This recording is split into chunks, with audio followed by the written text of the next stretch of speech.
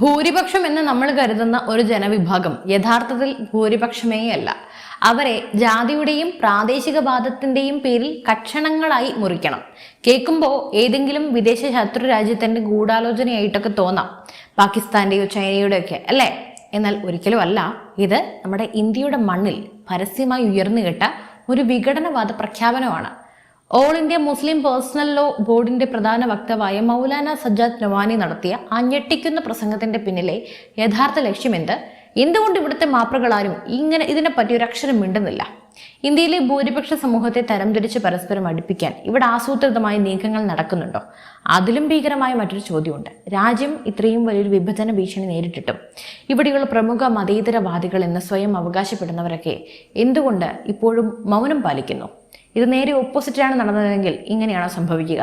നമുക്ക് പരിശോധിക്കാം. അപ്പൊ നേരെ നമുക്ക് കാര്യത്തിലേക്ക് വരാം.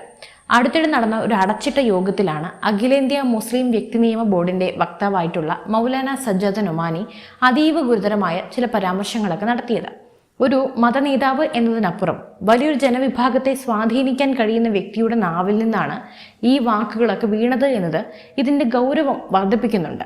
അദ്ദേഹം പറഞ്ഞതിന്റെ ചുരുക്കം ഇത്രയേ ഉള്ളൂ: ഇന്ത്യയിലെ ഹിന്ദുക്കൾ ഭൂരിപക്ഷമല്ല. കേൾക്കുമ്പോൾ വെറും ഒരു നിരീക്ഷണം എന്ന് തോന്നാമെങ്കിലും ഇതിന് പിന്നിൽ കൃത്യമായൊരു വിഭജന തന്ത്രമുണ്ട് എന്ന് പ്രസംഗത്തിന്റെ ബാക്കി കൂടി കേൾക്കുമ്പോൾ നിങ്ങൾക്ക് മനസ്സിലാകും. ലിംഗായത്തുകളും ജാട്ടുകളും തങ്ങളെ ഹിന്ദുക്കളായി കാണുന്നില്ലെന്നും സിഖ് ബുദ്ധമതക്കാരും പട്ടികജാതി പട്ടികവർഗ വിഭാഗങ്ങളും ആദിവാസികളും ഹിന്ദുമതത്തിന് പുറത്താണെന്നുമാണ് ഇദ്ദേഹം വാദിക്കുന്നത്. ഇവിടെയും തീരുന്നില്ല. പ്രാദേശികവാദം ഇളക്കി വിട്ടുകൊണ്ട് തമിഴ്നാട്ടിലെ ജനങ്ങളും ഹിന്ദുക്കളല്ല എന്ന് സ്ഥാപിക്കാൻ മൗലാന ശ്രമിക്കുന്നുണ്ട്. ഒരു ജനതയെ അവരുടെ ജാതിയുടെയും അവർ ജീവിക്കുന്ന സംസ്ഥാനത്തിന്റെയും ചുറ്റുപാടിന്റെയും പേരിൽ ഭിന്നിപ്പിക്കാൻ ഇതിലും വ്യക്തമായ ഒരു അജണ്ട വേറെയുണ്ടോ? ഈ പ്രസംഗത്തിന്റെ ഏറ്റവും അപകടകരമായ തലം എന്താണെന്നറിയാമോ? ഹിന്ദു സമൂഹത്തെ ഫാസിസ്റ്റ് ഹിന്ദുക്കളെന്നും മതേതര ഹിന്ദുക്കളെന്നും രണ്ടായി തിരിക്കാനുള്ള മൗലാനയുടെ ആഹ്വാനമാണിത്. തന്റെ ലക്ഷ്യങ്ങൾ നടപ്പിലാക്കാൻ മതേതര ഹിന്ദുക്കളെ ഉപയോഗിക്കാൻ സാധിക്കാത്തതിലുള്ള നിരാശ അദ്ദേഹം പരസ്യമായി പ്രകടിപ്പിക്കുന്നുണ്ട്. മതേതര ഹിന്ദുക്കളിൽ ഞാൻ നിരാശനാണ് എന്ന് പറയുന്നതിലൂടെ അദ്ദേഹം എന്താണ് പറഞ്ഞു വെക്കാൻ ഉദ്ദേശിക്കുന്നത്? അല്ലെങ്കിൽ എന്താണ് ഇവിടെ അർത്ഥമാക്കുന്നത്? ഭൂരിപക്ഷ സമൂഹത്തെ തമ്മിലടുപ്പിക്കാൻ മതേതരത്വം പറയുന്ന ഹിന്ദുക്കൾ തങ്ങളെ വിചാരിച്ചത്ര സഹായിക്കുന്നില്ല എന്ന നിരാശയാണോ അത്? ആയിരിക്കാം അല്ലെ? മതേതര ഹിന്ദുക്കളൊക്കെ ഒന്ന് കേട്ടിരിക്കുന്നത് നല്ലതാണേ. തുടർന്ന് അദ്ദേഹം മുസ്ലിം സമൂഹത്തോട് ആവശ്യപ്പെടുന്നത് ഹിന്ദു സമൂഹത്തെ വിഭജിക്കാൻ മറ്റൊരു മാർഗം കണ്ടെത്തണം എന്നാണ്. ചിന്തിച്ചു നോക്കൂ, ഒരു ജനാധിപത്യ രാജ്യത്ത് എല്ലാ മതവിഭാഗങ്ങളും സൗഹാർദ്ദത്തോടെ കഴിയേണ്ട ഒരു സമൂഹത്തിൽ ഒരു വലിയ ജനവിഭാഗത്തെ തകർക്കാൻ വേണ്ടി പുതിയ പുതിയ തന്ത്രങ്ങൾ ഇങ്ങനെ മെനയണമെന്ന് ആഹ്വാനം ചെയ്തത് ഓർക്കണം. ഈ രാജ്യത്തെ പൗരൻ തന്നെയാണ് ഈ പദ്ധതി ഇടുന്നത്. ഇത് എത്രത്തോളം വിനാശകരമാണ്! ഇത് കേവലം ഒരു പ്രസ്താവനയല്ല, മറിച്ച് രാജ്യത്തിന്റെ ആഭ്യന്തര സുരക്ഷയും സമാധാനത്തെയും തകിടം മറിക്കാൻ പോകുന്ന ഒരു പൊട്ടിത്തെറിയുടെ തുടക്കമാണ്.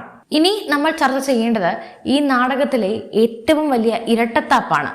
ഇന്ത്യയിൽ എവിടെയെങ്കിലും ഒരു ചെറിയ അനിഷ്ട സംഭവം ഉണ്ടായാൽ, അല്ലെങ്കിൽ ഭൂരിപക്ഷ സമൂഹത്തിലെ ആരെങ്കിലും എന്തെങ്കിലും ഒരു പരാമർശം നടത്തിയാൽ ഇവിടെ ഭരണഘടന അപകടത്തിലാണ് അല്ലെ, ന്യൂനപക്ഷങ്ങൾ ഭീഷണിയിലാണ് എന്നും പറഞ്ഞ് മെഴുകുതിരിയും കത്തിക്കാൻ ഇറങ്ങുന്ന ഒരു വലിയ വിഭാഗം ഇവിടെ തന്നെയുണ്ട്. നമ്മുടെ ചുറ്റുപാടുമുണ്ട്. നമ്മളുടെ പ്രിയപ്പെട്ടവരൊക്കെ ആകാം അത്. നമ്മുടെ വൺ സൈഡഡ് സെക്യുലറിസ്റ്റുകൾ അഥവാ ഏകപക്ഷീയ മതേതരവാദികൾ എന്നവരെ ഓമന പേരിട്ട് വിളിക്കണം. എവിടെ പോയി ഇപ്പൊ അവരെല്ലാം? ഒരു പ്രമുഖ മുസ്ലിം സംഘടനയുടെ ഔദ്യോഗിക വക്താവ് ഭൂരിപക്ഷ സമൂഹത്തെ പരസ്യമായി വിഭജിക്കണമെന്ന് ആഹ്വാനം ചെയ്തിട്ടും ഇവിടുത്തെ പ്രമുഖ രാഷ്ട്രീയ നേതാക്കളോ സാംസ്കാരിക നായകന്മാരോ മാധ്യമങ്ങളോ എന്തുകൊണ്ട് ഇതിനെതിരെ വിരൽ ചൂണ്ടുന്നില്ല? ഇതാണോ നിങ്ങൾ പറയുന്ന മതേതരത്വം? ഒരു വിഭാഗം എന്ത് വർഗീയത പറഞ്ഞാലും മൗനം പാലിക്കുക, മറ്റൊരു വിഭാഗത്തെ എപ്പോഴും കുറ്റവിചാരണ ചെയ്യുക. ഈ ഏകപക്ഷീയമായ നിലപാട് തന്നെയാണ് യഥാർത്ഥത്തിൽ ഇത്തരം തീവ്രവാദ ചിന്താഗതിക്കാർക്ക് വളം വെച്ചു കൊടുക്കുന്നത്. ഇനി ഭൂരിപക്ഷ സമൂഹം എന്തുകൊണ്ട് ഇനി മതപരമായി ചിന്തിക്കുന്നില്ല എന്ന ചോദ്യത്തിനും നിങ്ങളുടെ ഈ കാഴ്ചപ്പാട് തന്നെയാണ് അതിനുള്ള ഉത്തരം. മതേതരത്വം എന്നത് എല്ലാ വിഭാഗങ്ങൾക്കും ഒരുപോലെ ബാധകമായിരിക്കണം. അല്ലാതെ ഒരു വിഭാഗത്തിന്റെ വിഘടനവാദ അജണ്ടകൾക്ക് കുടപിടിച്ചു കൊടുക്കാനുള്ള ലൈസൻസ് ആകരുത് മതേതരത്വം. ഇന്നത്തെ മതേതരത്വം എന്ന വാക്ക് കേൾക്കുമ്പോൾ തന്നെ പുച്ഛമാണ് തോന്നുന്നത്. മൗലാന സജ്ജാദ് നൊമാനിയുടെ വാദങ്ങൾ ചരിത്രപരമായും ഭരണഘടനാപരമായും എത്രത്തോളം തെറ്റാണെന്ന് നമുക്ക് പരിശോധിക്കാം. ഭാരതത്തിന്റെ ചരിത്രത്തിലും സംസ്കാരത്തിലും ജാതികളും ഗോത്രങ്ങളും വിവിധ ആരാധനാ രീതികളും എക്കാലത്തും ഉണ്ടായിരുന്നു. അതുകൊണ്ടാണല്ലോ വൈവിധ്യമുള്ള നാടെന്ന് പറയുന്നത്. വൈവിധ്യങ്ങളെ ഉൾക്കൊള്ളുക എന്നതാണ് സനാതന ധർമ്മത്തിന്റെ അടിസ്ഥാനം തന്നെ.